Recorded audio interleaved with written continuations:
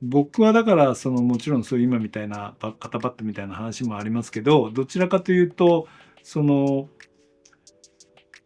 スポーツ系のアパレルさんとか、まあそのトラッド IB 渋カジ系のアパレルさんとの付き合いが多かったので、やっぱり仕事を請け負うので一番自分が得意だったのは T シャツとかスウェットとかフーディーですよね。そういうものを作るのがやっぱり自分の中では一番得意だったんね。糸も生地も。で、その中で釣り編み機と出会っていくわけですよね。もうその段階ではもう出会ってた？もう出会ってましたね。ただ、その時はまだ工場さんも10軒ぐらいあったと思います。それ和歌山に？和歌山に。和歌山エリアだけで10軒ぐらい。和歌山エリア以外で釣り編み機の工場は僕の中では見たことがないです。和歌山のエリアの中で釣り編み機が10軒ぐらいあったと思います。持ってる会社が。釣り編み専門じゃなくてもシンカーと釣り編みが10台しかありませんとか20台しかありませんとかっていう工場を含めて10軒ぐらいあったんだと思います。商社時代、いろんな事情があって会社を辞めて自分で仕事をするっていう話で、自分でできることって商社時代に培ったものっていうよりも T シャツとかスウェットとかを作ることはできたので、それをなりわいにして仕事にするみたいな。なるほど。OEM 的な。もう完全に今で言う OEM です。当時フリアって言われてたんですけど、今でもうちのねパターンやってくれてる石本さんとかね、一緒にその時からもうだから一緒に仕事を始めていて、で3人で仕事をフリアを始めたんですよね。それまでスウェットって1万円の壁を越えることができなかったんです。なるほど。今1万円っていうとびっくりされるけど、当時の金銭感覚でスウェットを1枚1万円以上で売るってなかなかできなかったんですね。スウェット自体の皆さんの認識がもうそこまで高いもんではないっていう。で、あとは無地のスウェットっていうのはほぼ存在しなかったですよね。そうなんですね。必ず胸にプリント、ブランド名とか何かしかのグラフィック刺繍含めて入ってるものが主流で、無地のスウェットっていうのはなかなかなかったと思います。当時の DC ブランドって展示会開くじゃない？一部卸先もあるんだけど、やっぱり丸いとかそういうところの直営店が多いから、一回それでドーンと入れて、当時の勢いって本当に3日でなくなるんだよ、売れるものが。釣り編み機だとどうしても生地を編むのにすごくやっぱり時間かかるから1回は仕事できるんだけどリピートが受けられないんだよね。少しご理解をいただかないとこの話はうまくいかないなと思ったので、じゃあ何か発注の方法を先行でいただく分と、なんか一つ二つ定番的なものを作れませんかねって話をしたの。それはもう事前に発注をいただいて、でそれ以外の細かいものに関しては展示会で発注をいただいてっていうちょっと二分割のやり方をして生地を回るようにしてた。である程度その時にいろんなことが分かってきて、少し僕がリスクを持って生地を回しとけばいいかなと思った。なるほど。発注はちゃんといただいてないけど、もう僕のリスクで金吉さんとお話をして、途中でもし売れてなんか追加したいって言われた時に対応したいので、僕のリスクでじゃあ1000枚分とか2000枚分をその仕事の終わった後回してくださいみたいな。で、ありがたいことにその生地が余ることなくずっと回っていくことができたんで、その釣り編み機のやり方っていうのが僕もだんだん分かって、ある程度回して、誰かがリスクを持たないと、生地の在庫リスクを持たないと、この編み切ってばうまく仕事がいかないんだなっていうのもそこで学んだ。なるほど。でも普通だとあんまそこのリスクって取らないです。やっぱ時代がその頃もうバブルが崩壊した後だから、世の中的には、リスクを持ちたくない時代に変化していったので、90年代入ってからだから。で、もう一つは、あとは、ありがたいことに、裏原宿っていう、あヒロシさんを先頭とする、まあ、裏原宿っていう、なんかブランドが、やっぱそうだよね、90年代前半ぐらいかーら、ぶわーっとできてくる。で、90年代中盤に向けて、ものすごく勢いを増していったっていうのが、それも僕は運が良かったと思います。でそこからなんか仕事が回ってきて、DC ブランド以外に、そういうストリート系の、裏腹系のブランドとの仕事が90年代わーっと増えてくるんですよね。で、最後はそちらの仕事のウェイトの方が多くなっちゃった。そうなんですね。うんそれはでも別に釣り網機とか関係なくて。でも、彼らは釣り網機のこととかを理解してくれたので、まあ別にスポットでもいいです。一回こっきりでもいいです。っていうアイテムもあるので、すごいですね。釣り網機を使ったアイテムもありました。それってあんまり公になってない。当時は釣り網機ってそれが何かこう価値があるっていうようなことにはなってなかったと思います。風合いいいね、風合いがいいね、着心地がいいねで止まってたと思う。でも数ができないから仕方がないよね。でそれで終えてくれてたから、そういうものもありました。今じゃあ逆にそういう90年代とか、まあそのあたりにその裏腹系のブランドさんとかの古着というか昔のやつとかも探すと、もしかすると混ざってるかもしれないです。それ面白いですね。はい、僕は判別できます。どのブランドでどんなものをやってたかまだほぼ頭に残ってるので。なるほど。それはすごい、ね。まあまあいろんなブランドの仕事が回ってきたので、フリ屋がフリ屋に振るみたいな、ちょっとよくわけのわかんない仕事の、なるほど。あれだったので、まあまあいろんな。でも最終的には一番ヘッドポータープラスっていう、ヘッドポーターがやっていたヘッドポータープラスっていうアパレルの方のブランドのカットソーは結構多くやらせてもらってたかな。それ以外は結構本当にいろんなブランドをやっていましたね。今の時代って割とみんなどこどこで編んでます、どこどこで染色してます、どこどこで塗ってますって割とオープンに情報を開示するようになったんですけど、昔はあまりどこで作ってるっていうのを表に出さなかった。それは大手のアパレルさんもあまり出さなかったと思います。そういう時代というか、そういう時代でしたね。なるほど。特別自分がもう年代的にその裏原宿のお洋服をみんなが並んで買うような感じで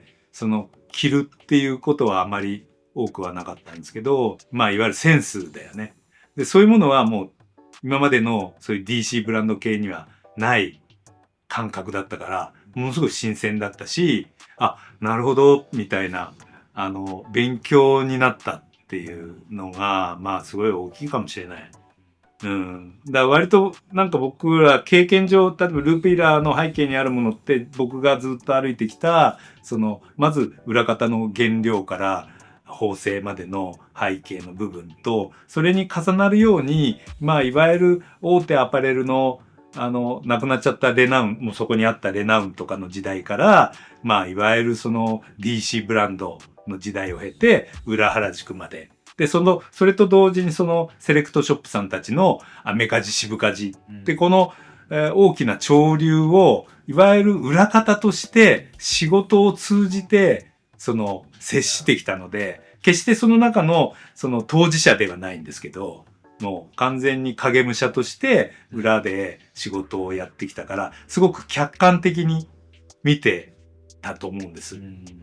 で、そこからなんか考え方とか、すごく学んだのかなって今思うと、影響を結構受けたかなっていうのはあります。ここにポケットつけるの？今までの僕が歩んできた洋服の常識の中にはなくて、すごい新しいなとか、エポックメイキング的な話じゃないんだけど、ここにポケットつけるんだ。これはとても新鮮、面白いって思うようなことが、なんかいっぱいあったから、すごい勉強になったかな。なるほど。だから不白で存在してたようなデザインエッセンスをカットソーに応用するとか、カットソーにあったようなものを不白に応用するとか、まあいろんなことがやっぱりすごい新鮮だったな。1990年90年代まあ中盤ぐらいからですね。まあ後半にかけて1996年、7年とか、まあ8年とか、まあルーピーラ始める前までっていうのは割と裏腹の仕事っていうのは結構やらせてもらってたかな。ルーピーラ始めてからも OEM はやめられなかったから、なるほど。2006年ぐらいまではやってた。やらないと食べていけなかったね。ルーピーラだけではね。